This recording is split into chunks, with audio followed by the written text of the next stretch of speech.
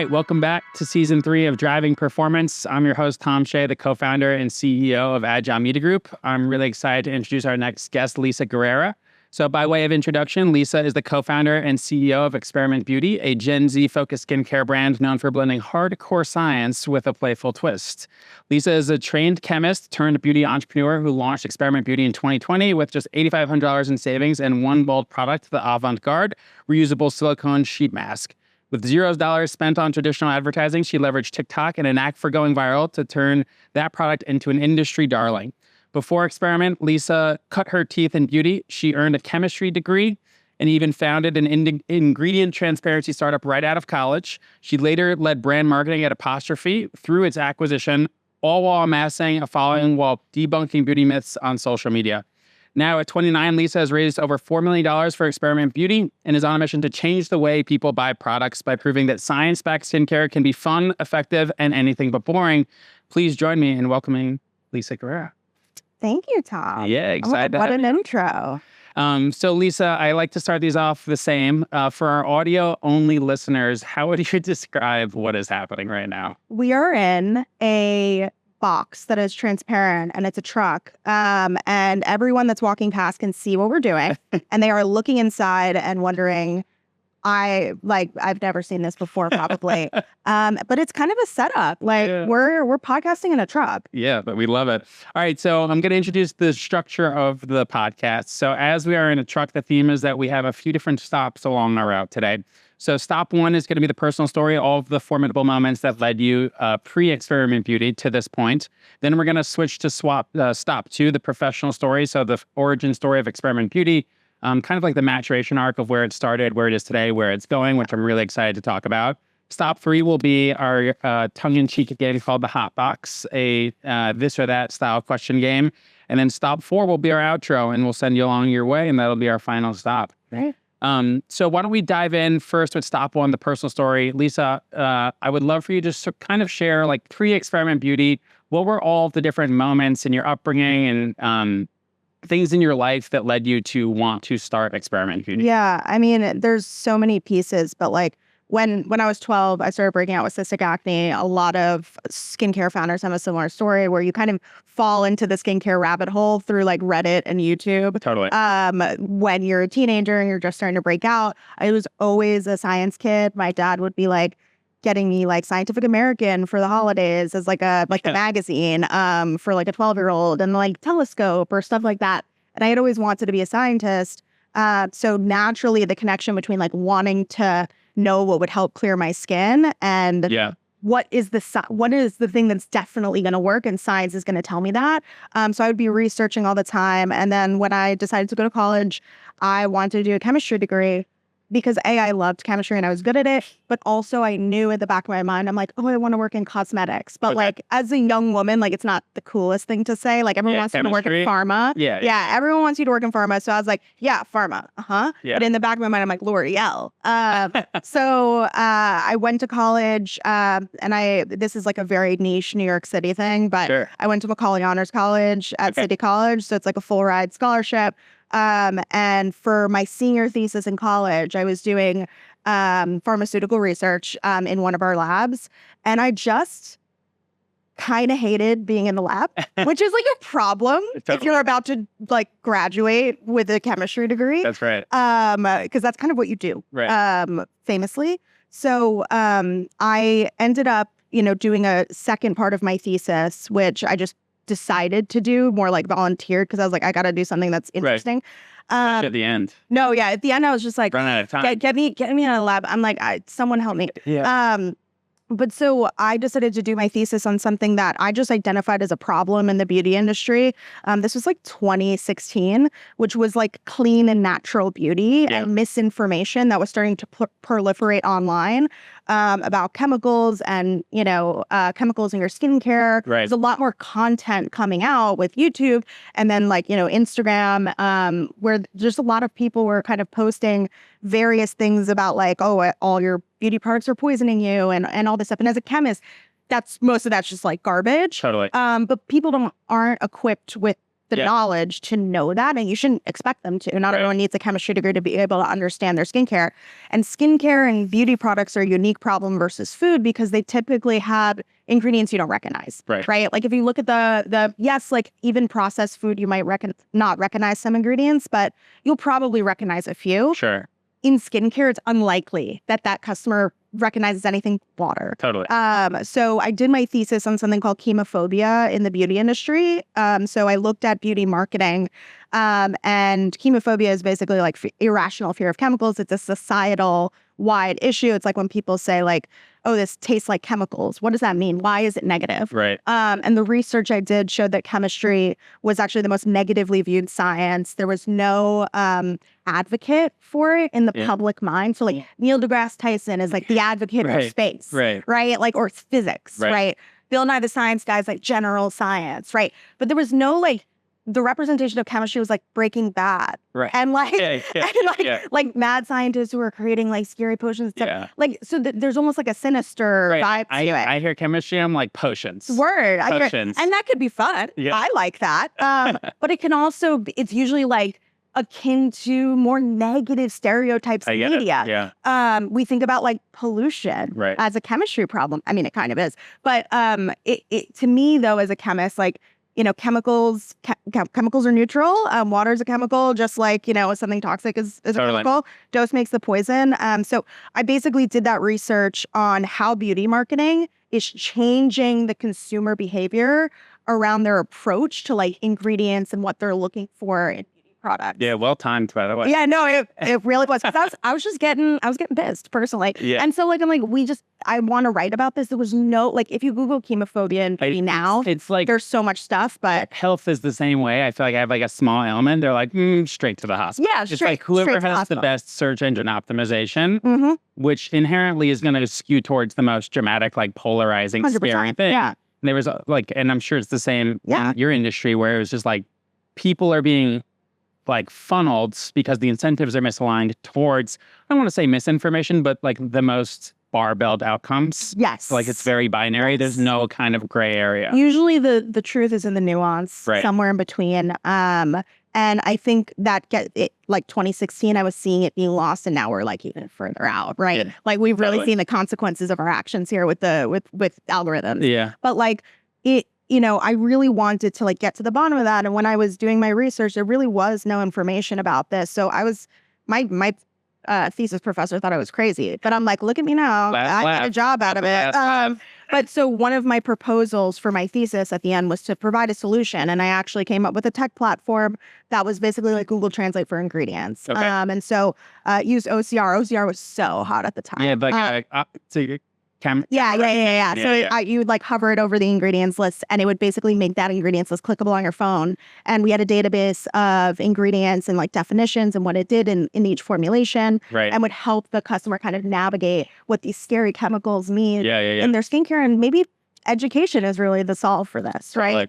If you have the knowledge of what something is, it's a lot harder for someone to steer you the wrong way.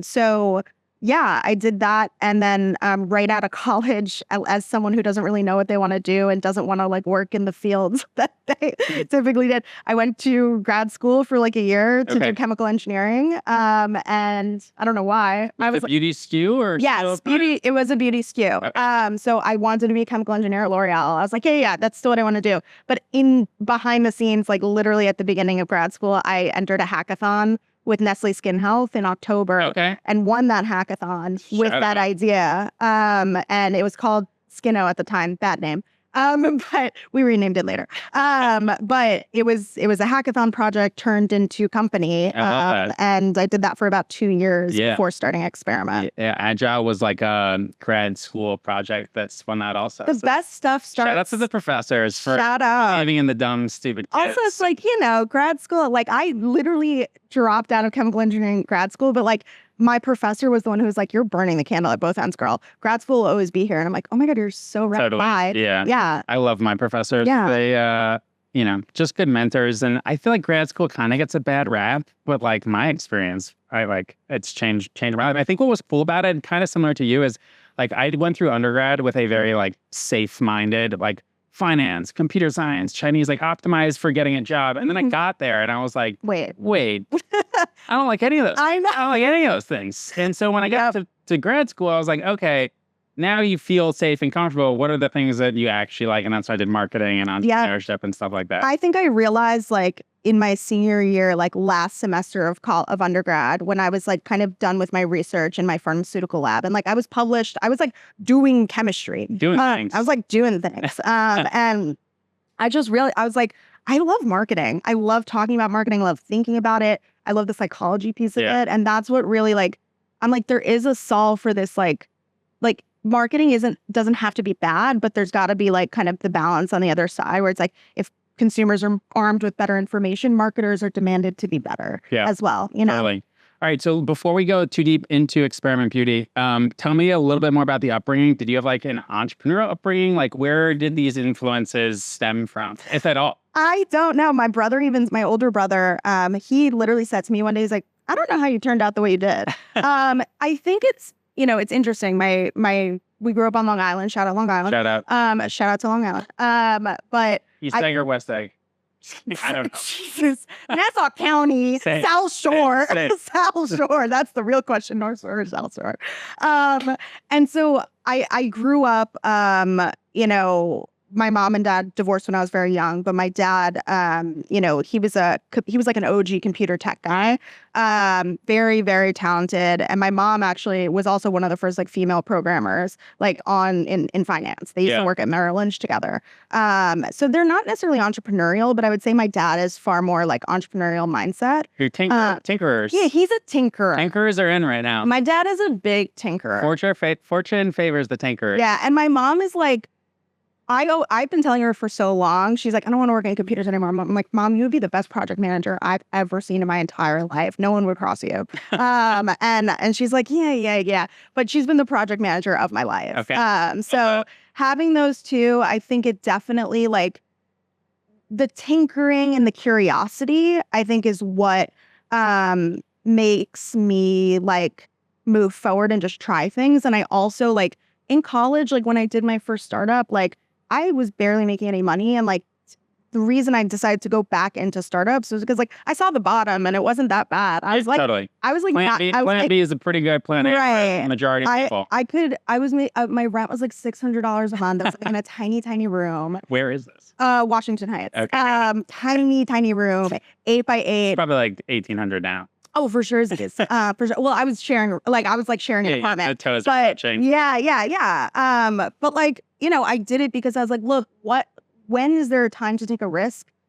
Unless you're like younger. Like I saw like my parents, like my mom had 3 kids as a single mom. Like that's a lot of responsibility. Yeah. So like before I have really big world responsibilities, might as well take a risk. Yeah. Absolutely. Yeah. And then what about the siblings? Any influence, older, younger, any influence from them? I was the youngest for a long time. Shout out the youngest. I am not the youngest anymore, though. I have a half brother who's 16 years younger than me. All right. Shout out Gabriel. We're molding him. He asked me about marketing recently. Hey, there we go. He was like, I'm Breakthrough. kind of interested in market because his middle school has a marketing class. Wow. And I'm like, he's like, I'm kind of interested. Marketing such a bad like soft skill thing when we were younger. Oh my God. And now it's kind of like extremely technical. It's really cool. And I was like, hey, listen, kid, this is what marketing's all about. Yeah. Like, it's really psychology. It's like it is though. I'm like, everything's marketing if you really think about it. Yeah, everything's sales and marketing. You're either selling or marketing yourself. No, that's like it's everywhere in life. Interviews. Like unironically, I think that, but like partners. No, I believe. Yeah. But I was kind of going a little like Mad Men, like listen, kid, like on him. But I really do kind of believe that. And so it molding him there. But my older brother, he's a software engineer, similar to like my mom and dad. She should have the first one. Turns out he's at Meta. He's living life in their super intelligence whatever team. Wow, shout out. Yeah, he's doing the AI stuff. I'm like, sure. And then my sister, she's like ops. So she's like the VP of ops at a oh God, it's something in medical tech worlds software. It helps with like education. The place is a mess, so that's where most of the opportunity is. Yeah, it's like all the doctor, like all the stuff that doctors have to like re-educate themselves. Like they have stuff they have to do every year. Yeah, and it's like really, really confusing for every single state. And I'm pretty sure the company like help centralize that better. Got it. I helped her with her first pitch Oh, to a all VC. right. She was so nervous. She was pitching a VC? So their COO Yeah. was like on maternity leave. And so they're like, all right, Off the Michelle, you have a bench. personality, like Sure. go in there. And she's like, what do I do? And I'm like, all right, you got this, you got this. So like, I definitely think we all have like that strong personality, Sure. but yeah, I'm kind of the only one that went like super entrepreneur mode. And I think it's also because like, maybe I am the youngest and maybe I have the privilege to do that, right? Yeah, Less responsibility on my shoulders. I always felt like you would, I felt like generally I feel so fortunate. I felt like I dealt a pretty good hand in life. And it felt like, all right, much like you said, if your plan B is a pretty good plan A by most standards, it's kind of almost disrespectful not to like try to give it a shot. Give it a shot and see what happens. I do really like, I never thought of myself as an entrepreneurial person. But as I like, especially after like, winning that first hackathon, there was something really, really exciting and freeing about like, whoa, I just like thought of this and I did something with it. Things. And there was like, and people clapped. Like, No, but it's like, it's because when we grow up, it's like, you don't usually, there's rigid, structures in society, and this is the pipeline. Yeah. So just to do anything outside of that is a little, it's scary, but it's like, if it works, it's like, whoa, this is actually really cool. I reflect on like my entrepreneurial journey as like, I think a lot about feedback loops, and I feel like your entire future can be dictated by whether you have strong positive or negative feedback loops. 100%. And so like early validation, like whether it's as simple as people clapping, sort of puts that like wind behind you to make you feel like, oh, like maybe this isn't as scary, or this is something that I could probably do.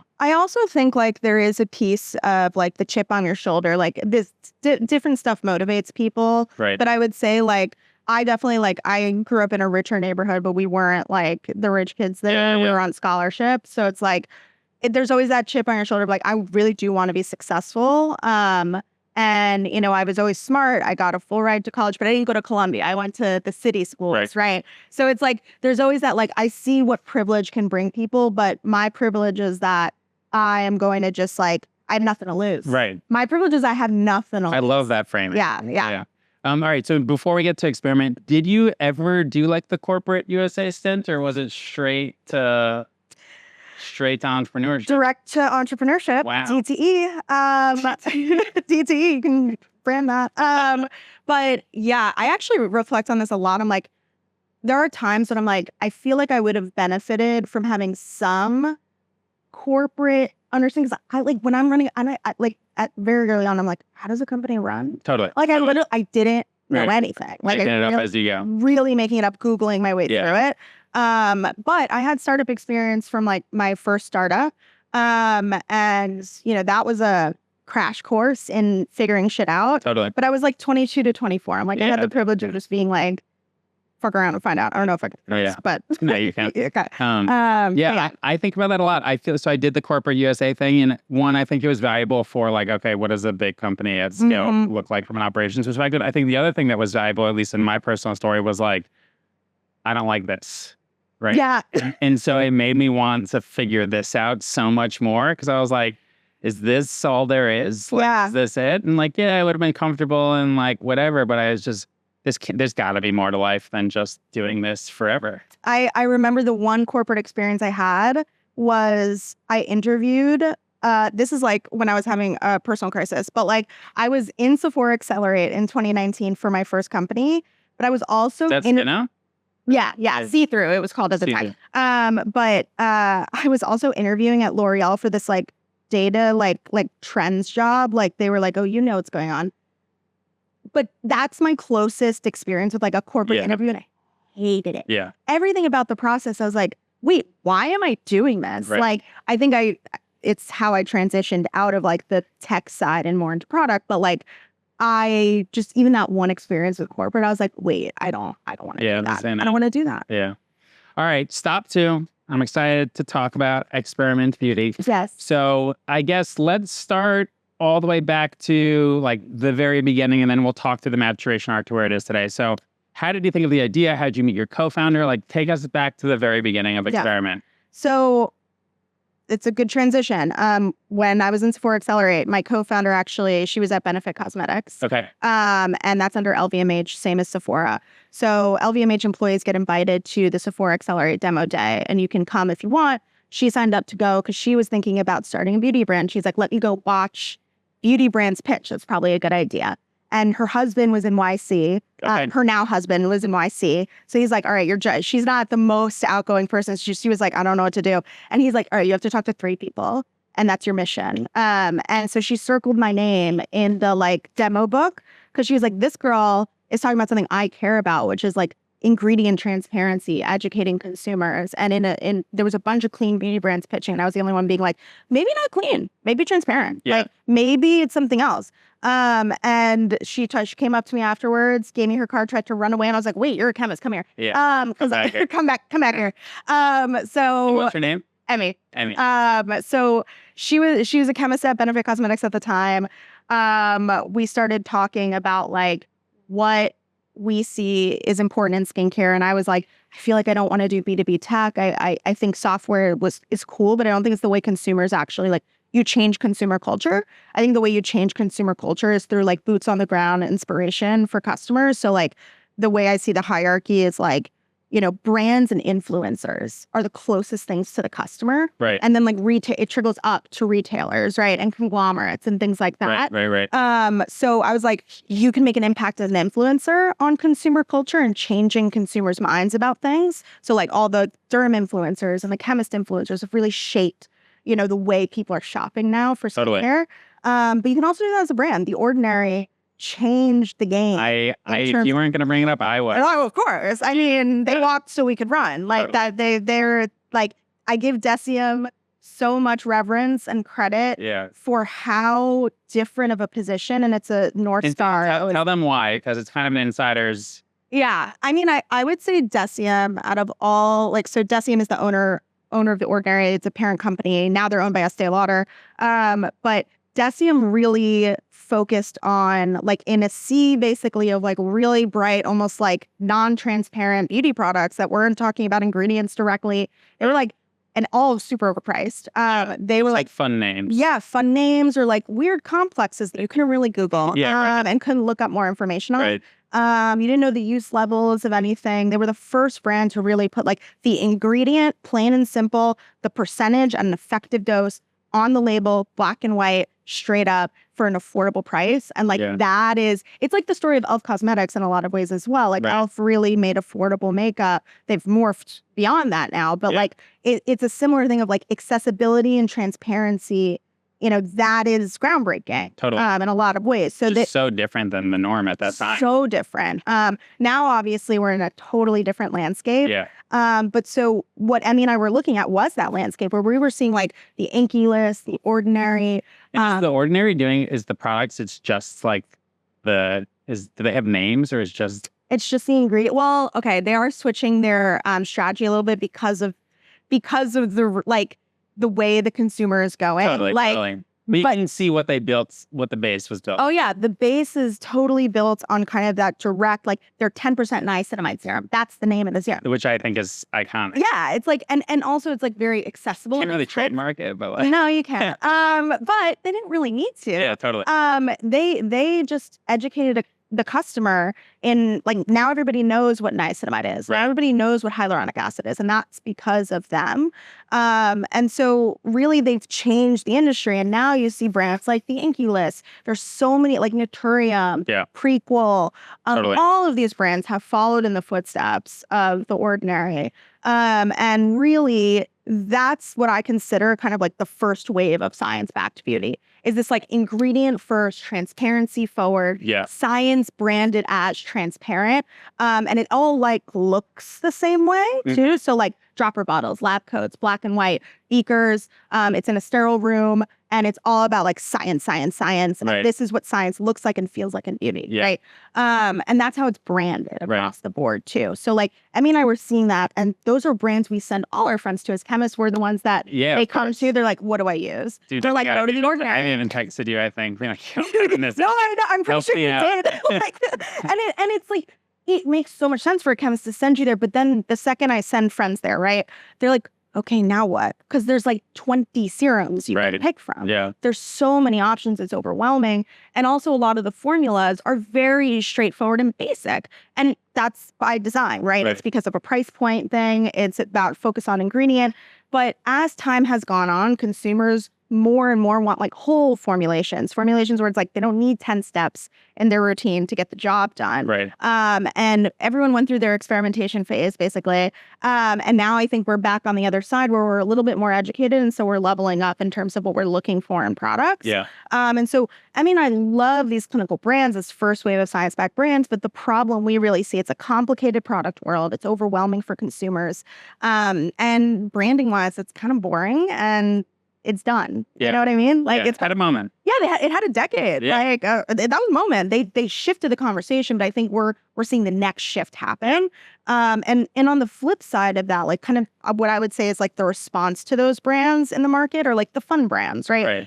The Gen Z bright colors pop. Starface. Pendulum. Yeah, pendulum swings. Oh, I love Starface. Shout out Brian. We love Starface in this house. But I would say Starface is a great example of a brand that went like aesthetics head first, nailed it. How do we make skincare fun? Totally. That was the goal. Take something that's stigmatized, make it accessible. Make it cool, accessible, visual. Brian's built like a juggernaut of an organization. Yeah. I look at Blip that he's working on right now. No, it's crazy. I love the idea of taking something that's stigmatized, make it fun, make it more accessible, make it, I walk around, I see all these kids with the stars. I think it's so. I walk around with stars all the time. Yeah. I love Starface. And like, the thing is, I would say, is like these clinical brands went like, no one cares about fun or the aesthetics. It's all about the science. It's all about the efficacy. It's all about the goop in the bottle. Right. What Starface has said is like, sometimes it's not always about the goop in the bottle. Totally. Sometimes it's about like how it looks on your face and like what it's doing,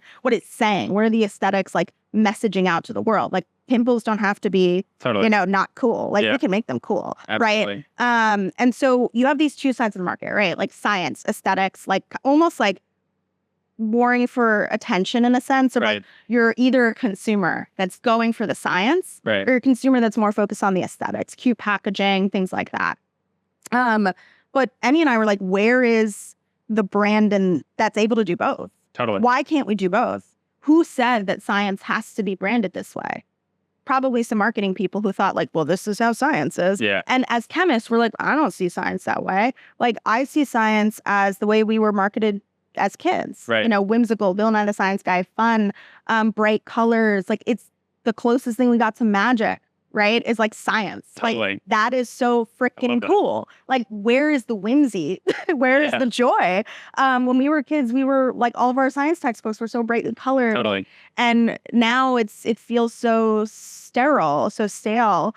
And everything kind of feels like it like a lot of the clinical brands on the market feel like they're just all going towards that kind of like one way of looking at science. And we were like, what we can make science cool. Yeah. Like broader picture, just like from what drives me personally is like, I really feel strongly that like in a algorithmic driven world, like where there's a ton of misinformation, like the way to get people to tune into science is not to put rote facts in front of people. Right. It's entertainment. Edutainment. It's edutainment.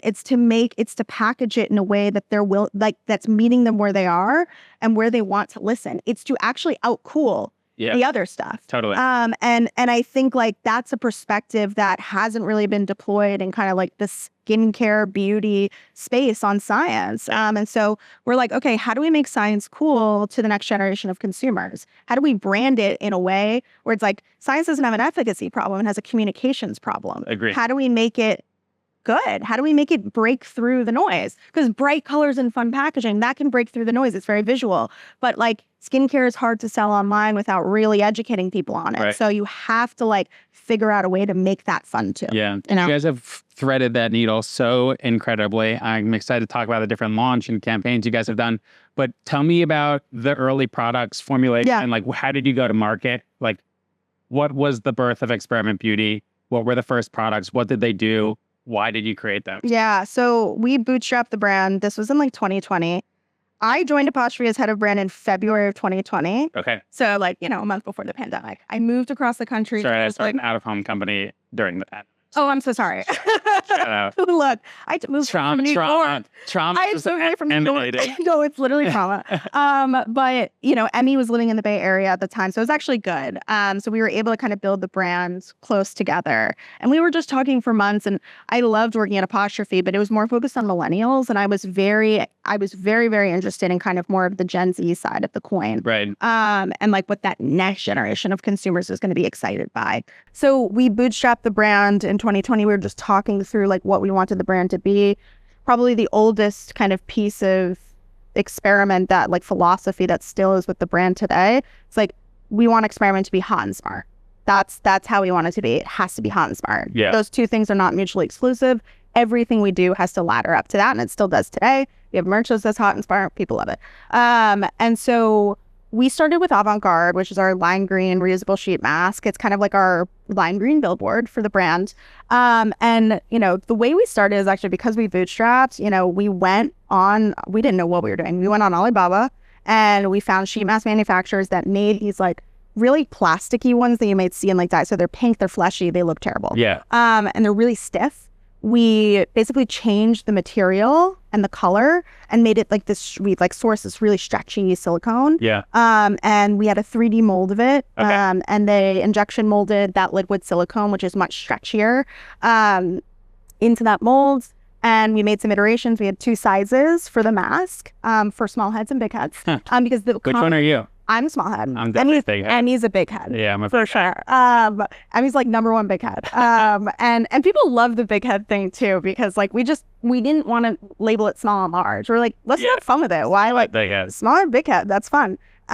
So we had those 2 sizes because a common complaint was like those reusable sheet masks hurt people's ears, and it was during COVID. Everyone was wearing masks. Yeah. And so we were all really sensitive to it. Yeah. So we started with that product. So it was more a bit of a like off the shelf design with like tweaks that we made. And we did a first batch of that. And once we launched it actually with topicals. Hey, shout out. Yeah, Alameda really helped us out. My first client ever. I mean, Alameda's best. The best. She was our first crushing collab right now. Yeah. With the bread acquisition. I know. I just saw her. She came to the lab for molecular match. Yeah, she came to the lab. Let's go. And we launched a set of our mask with like butter that sold out in like hours. We had barely any following. Yeah. But like we ran a giveaway with them, and that like the strategy we used with that giveaway really like both of our no, companies. it's actually we gotta get her on the pod. We do. We gotta get her on the pod. But so she really like helped elevate the brand in that moment. And it also made a lot of sense for them because they were also thinking about a reusable sheet mask. They were like, that I don't even know how to approach them. They're like, oh wait, let's just collab. Right. And so that's kind of how we got our start. And I was also a TikTok influencer at the time. So I was like gifting all my friends. Of course. And of course, as you will. And then TikTok was still in its earlier days. So people were just posting. There wasn't a sophisticated like influencer ecosystem around it. So like my friends who now have like millions of followers, like, yeah, I'll just post it. Like there was no like pay to play. It wasn't like that. It was just a vibe. Yeah, it was just like a vibe. Vine. Yeah, it was early days. I loved it. I miss it. But it was very early days. And so, you know, I would post about it. I would send it to all my friends. And so that's how we got traction initially. Yeah. Once we sold out a couple months later, that's when we were thinking to ourselves, we actually, because I didn't want to raise any VC money if I didn't feel strongly that this was going to be a brand that is VC backable. Totally. Which is like. Which most, not all of them are. No, like, my first company, I'm so glad I didn't raise VC. Like, it was not a VC backable business. Totally. I can see that clearly in hindsight. Right. So to me, I'm like, I really want to make sure whatever we're building here, if it is VC like if we're going to raise VC money, it's got to be VC backable. It's got to have the scale that can go with that, and it should make sense. So, and we think this brand can be big. Hell yeah. I love that. I cannot wait for that clip. It's gonna be so good. We're gonna electric. Be like, what's up? What's good, man? But it has to be VC backable. And we really saw this as potentially kind of the next generation of science-backed beauty, which sounds like it in the beginning, it sounded ridiculous to say we're like, yeah, we're gonna be the next like Ordinary meets Glossier. Like that sounds crazy. Yeah. But it like kind of isn't. in the grand scheme of things, we just experiment was a very expansive vision from the start of a cross-category science-backed brand that was building like unique and interesting products for the next generation of consumers in every single category in skincare. Yeah. And so we started with that pitch. I remember the first people I pitched was Estee Lauder. Shout out Ryan. He was. I don't know how you got that meeting so quickly, but shout out. Shout out to Umar, who introduced me. But Ryan at Estee Lauder Ventures, he's still there, was actually really instrumental in forming our pitch because we were originally pitching this totally different. We were like, it's a hot brand that's also smart. And he's like, no, it's a smart brand that knows how to be hot. And I'm like, you're so right. I was like, oh my God. No, like the world, like, oh, like mind blown meme, like the whole thing. And then when we started pitching it that way, which made so much sense, we're chemists, for God's sakes. Like, of course, this is science first. And efficacy is the reason people buy things. It's table stakes. So it has to be efficacy first. We have to build that trust first. Yeah. And once we started pitching it that way, that's when things started moving. And your sister... You're amazing. Shout out, Katie. Shay. We love Katie. Was the first like person to actually like first VC fund to put in a big check for us, and that's how we were able to raise our pre-seed. This is still only at the Avant-Garde product? Yeah. So we were sold out of that like off the shelf version that we made, and we were in the process of bringing manufacturing to the U.S. and actually redesigning the mask and filing a patent on that design, which we now have. Got it. Shout out patent. But so we were in that process, very expensive process. And that we raised our pre-seed. And then in April 2022, that's when we launched like the second version of the mask, which is what you see on the market today. Got it. It's the one we have a patent on. It's our own design that's manufactured and made in the US, which is, we have one of two machines that can do it in the United States. It's a very complicated product. I would not recommend anyone make it. Hey, you guys are chemists. You're kind of an engineer at that point. The mold for it's pretty cool, though. It's like a 3D mold, and they have this like high-powered thing that liquid it because it's so thin. Are you using it? You should use it as a content strategy. Oh, we've been posting content. Yeah.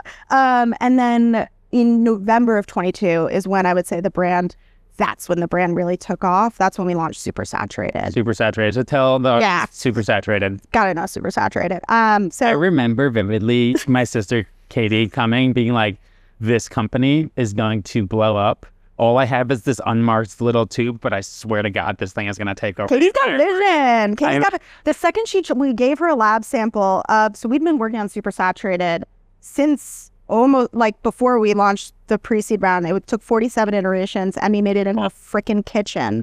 And Emmy's the formulator behind Experiment. I remember Super Saturated. I remember we were on a Zoom, and she's like, "Okay, I made this really weird thing. I think it's too weird. Our goal here was to how do we make the best hydrating serum ever? Right. How do we use science to make the best hydrating serum? I don't care about trends. I don't care if hyaluronic acid's hot. Yeah. I literally couldn't care less. Right. What does science say is going to make the best hydrating serum? Because I can figure out how to make it cool. Right. Right. I'm not worried about that.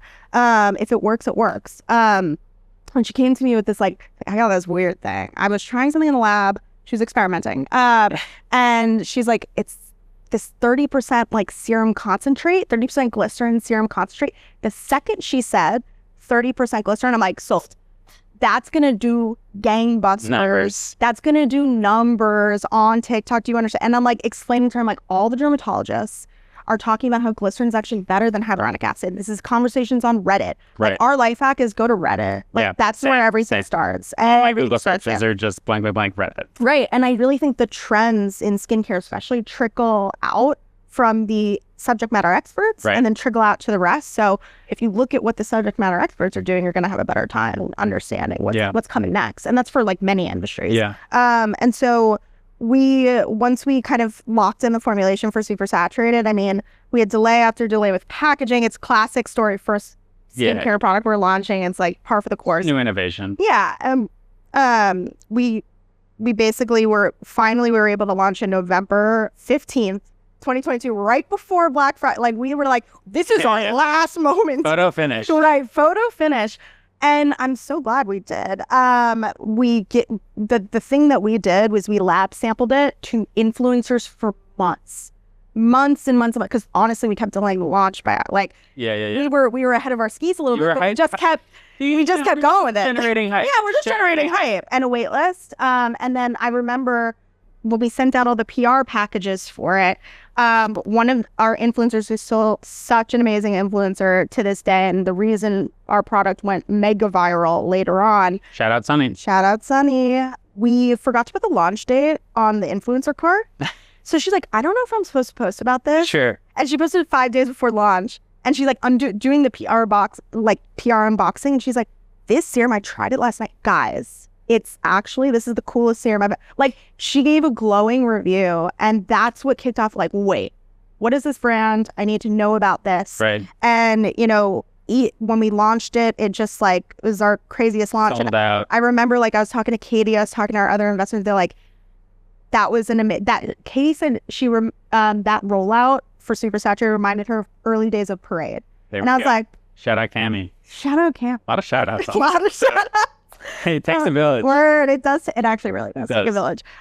So that's really how, like, the hype train for Experiment really kicked off. And Supersaturated is kind of our claim to fame. It's like in a sea of hyaluronic acid serums that all look, feel the same. Right. The serums that, like, you can't really see a discernible difference in really what it's doing. Yeah. We were like, how do we make the best version of this crowded, undifferentiated category using science and make it cool? And we're like responsible for making glycerin a cool ingredient. So I have a question. So, like, from a technical perspective, I can understand formulation. My question's around testing efficacy. I feel like that's kind of, you know, you can make a product and you could look at formulation, you could look at ingredients. How or who or like what is the process for figuring out that this stuff works? Oh, yeah. I mean, one of the things that we committed to at the very beginning of the company, which is really unusual for a young brand of our size, was we are clinically testing every single finished product that we create. So some brands rely on clinical tests of like active ingredients. So if it has a certain amount of that active ingredient, therefore they can make certain claims about the thing. There's also perception testing, which is basically a glorified survey of like, how did it make you feel? Sure. Like 92% of consumers felt really good using this, you know? And then there's use cases for that in terms of texture and communicating that. Right. And those are much cheaper kind of studies to do. Okay. But for most brands, like mostly larger brands are the ones who are doing true clinical studies, or what we call instrumental studies.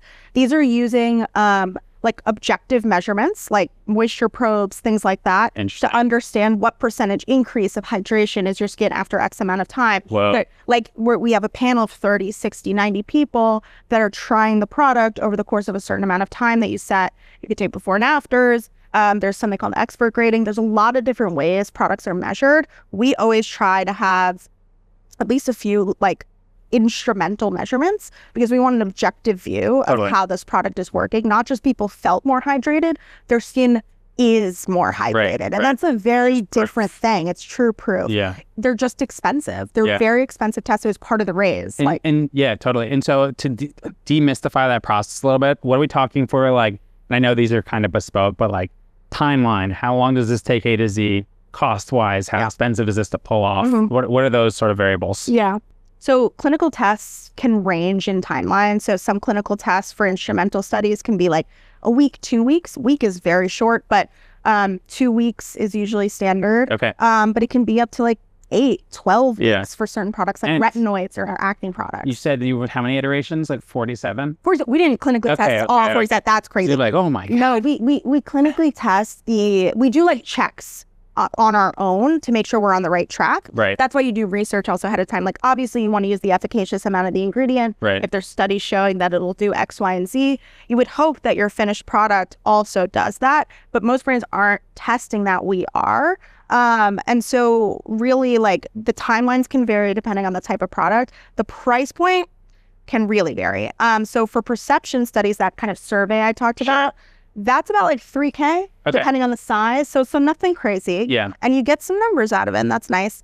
A clinical test, like a true like instrumental, it depends on all the bells and whistles you use. Do you do before and afters? What kind of instrumentals are you doing? But it can range anywhere from like $20,000 to $50,000 to $100,000, more than that. For SPF, for example, that's one of the most expensive clinical tests. For each and every SPF that you're testing. So if you have 3 shades, for example, of mineral sunscreen, you have to test all 3. You're right. And each one is its own thing. It costs like $100K each. Wow. Yeah, 50 to 100K each. It depends on what you're doing. But like for our product that we're working on that's coming out in Q1 of next year, we have a big clinical test. And it's our most expensive clinical test. And it's our longest one, but it's important. I can't wait to hear about it. All right, let's talk about where Experiment is today. Yeah. So rest of the maturation arc, post Avant-Garde, post Super Sati.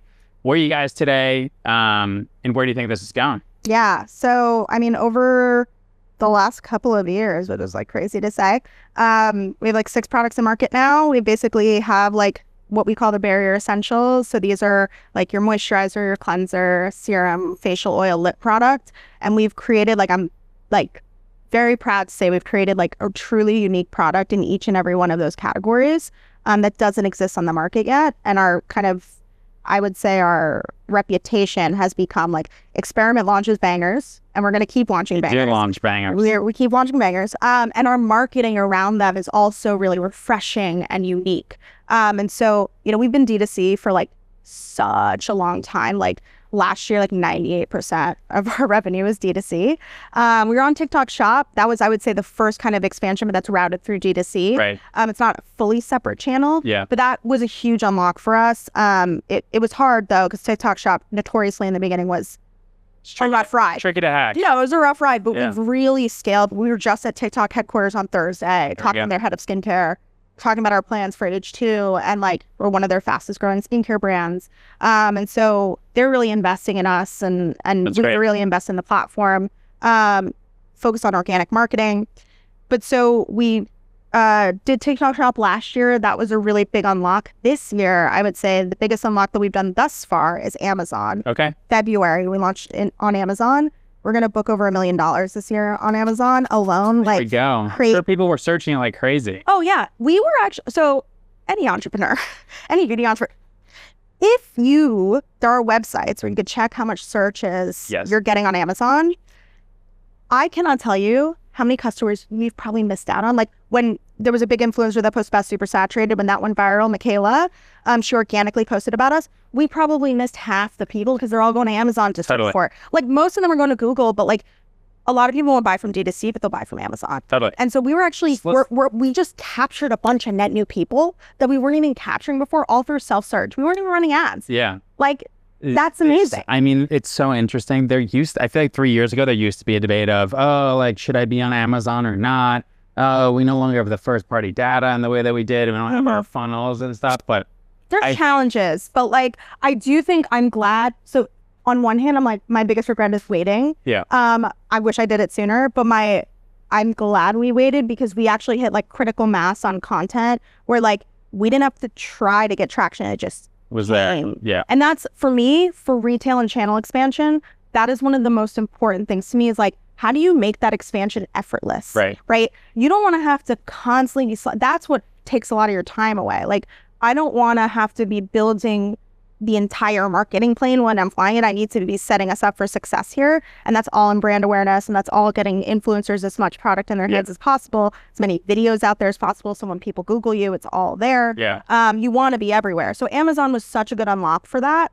And now I'm very excited. Listen up, y'all. Listen up. This is the next chapter for us. I mean, we've been an online, almost exclusively brand. Like we're in some Urban Outfitters, shout out Urban. But we've been almost exclusively online, and even with Amazon, like we know how to push people online. Like that is our bread and butter. We've kind of perfected that. The next phase for us is we're launching in Sephora. Very excited. Add like a bill or something. Boom. So August 19th, if you're watching this after that, maybe you are, I don't know. August 19th, we're launching online, and then September 12th, we're rolling out in stores. Congratulations, Lisa. So much. It's a king and queen maker. Dude, we've been talking to Sephora, like honestly, again, so many shout outs, but shout out to Sephora because number one, they reached out to us. They reached out to me on LinkedIn in December of 22, a month after we launched Super Saturated. We were babies, little children, running a business. And they were like, we've been watching you and we think it's time to talk. That's what they said. I love that. And we talked to them. And, At first, we went into that meeting knowing who we were. I was like, look, I don't think we're ready for Sephora right now, but I'm just going to tell them who we are. We're not going to be a clean beauty brand. We're a science-backed brand. We stand by what we do. Emmy used to work at, Benefit Cosmetics, famously in Sephora, Right. owned by LVMH. So we really went into that meeting knowing who we were. And I think that really benefited us. But it was like a long road. Like, obviously we started talking in the end of 2022 and we're launching in 2025. But that relationship that we've built over these years, is actually, another thing I'm glad we went slower, because we have created now a security of really strong, loyal customers. Right. And Sephora wants them. Totally. And now they're treating our launch we're getting dedicated. So we're getting some crazy you're going to stuff bring from Sephora. in at new consumers. Yeah. Shout out to them for having that foresight, because you do have that Seriously. audience that I think that they need to propel They saw it so early on, and I so appreciate that. And I think the biggest sweet spot for us in Sephora, and where I love seeing Sephora go, is they're really doubling down on clinical skincare. Yeah. And especially in this kind of economy, they want to diversify their price points. Right now, the gap that we fill as a brand at Sephora on the Next Big Thing Mall, where you can find us, is you have the Ordinary and the Yankee List. That's like a sub $15, $20 price point. And then you've got the next step up in kind of clinical skincare, which are these great indie brands that Sephora is really pushing, and we're one of them. But these great indie brands, the next price point up, if you want to graduate from the Ordinary and the Yankee List, is $40, $45. Yeah, right. That's a tough gap. And Ulta has a lot of stuff in that gap. Right. But strategically for us, we knew we wanted Sephora because we've always imagined us a Sephora brand. We met it at Sephora Accelerate. It's, of course, a beautiful story, but it's also strategically important because our price point, the $15 to $35, fits right there. Perfect. One more time for the camera. When's the launch? We're launching on Sephora.com August 19th. Be there. And then we are rolling out in stores September 12th. So excited for you. All right, we're at stop number 3. All right. Are you ready for the hot box? I'm ready for the hot box. Here we go. Ready? Give up email or give up Slack? Slack. Cold plunge or hot tub? Cold plunge. Sweet snacks or salty snacks? Salty. Sampling in-store or influencer unboxing? Influencer unboxing. Coffee or tea? Coffee. I literally have a caffeine molecule tattoo. Get that on the camera. I don't know if I'm going to be, I have a caffeine molecule tattoo. You probably monetize that. I mean, get a logo. It's actually helped me with investor pitches, by the way. I bet. Yeah, they're you're legit. I would. I remember when we were raising, I was the technical one, so I would just mess up my hair. You gotta look the and part. put glasses on. I think it worked. No, it does work. Okay, Canva or Figma? Figma. Winter or summer? Summer. Bigger trend for the future, protein or fiber? Fiber. Telepathy or teleportation? Telepathy. Neat or messy? Neat. DTC or D2C? D to C. D to C. T. T. Not two? Yeah, T. T. $50 on red or black? What does that mean? For Vegas. I've never been to Vegas. All right, next one. In-house operations or outsourced agencies? Outsourced agencies for operations, you're saying? Or Just I'm agency skeptical, so in-house. in-house. Board games or video games? Board games. Spotify podcasts or Substack deep dives? Spotify podcasts. Beach house or ski house? Beach house. Work remote or return to office? Return to office. I know that's Sunrise- controversial. Yeah, I love it. You're right. I love it. It's just the human connection. Yeah. Sunrise or sunset? Sunset. Twitter, LinkedIn, Instagram, or TikTok? TikTok. Duh. Pineapple pizza or candy corn? Candy corn, I guess. Live music or DJ? Live music. Advertisement or advertisement? Advertisement. Oh my God. Hey, listen, my industry's a little bit weird, all right? Call, text, or audio notes? I love a call. All right. Give up bread for life or cheese for life? Bread. No, cheese. I'll give up cheese. Wow. Rare. Air guitar or air drums? Air drums. Start early or leave late? I'm a leave late kind of girl. Trucks or billboards? Trucks. Receive good news or bad news first? Bad news first. All right, well, the bad news is we've come to the end of our show. We're at our final stop, the outro. So, Lisa, thanks so much. This was a really great episode. Thanks, Tom. We've known each other forever, so it's great to be able to platform you. It's so full circle. So excited for your launch. And we're partnering with Agile for our Sephora launch. Coming soon. We can't forget. I cannot forget that we've got trucks coming out. They're going to look so good. August, September, October, look for our trucks in New York City. That's right. And then, so the final stop, where can people find you? Where can they find Experiment? Plug yourself. Yeah. So you can find me TikTok, Instagram, Lisa Guerrera. You can put it in the notes. I'm not going to spell it out. And because it's not spelled correctly. And then you can find Experiment, experimentbeauty.com, or you can find us on Instagram, TikTok, Experiment World without the O. And then Sephora. And you can find us soon at Sephora in August, starting in August. And I better see you there. See you there.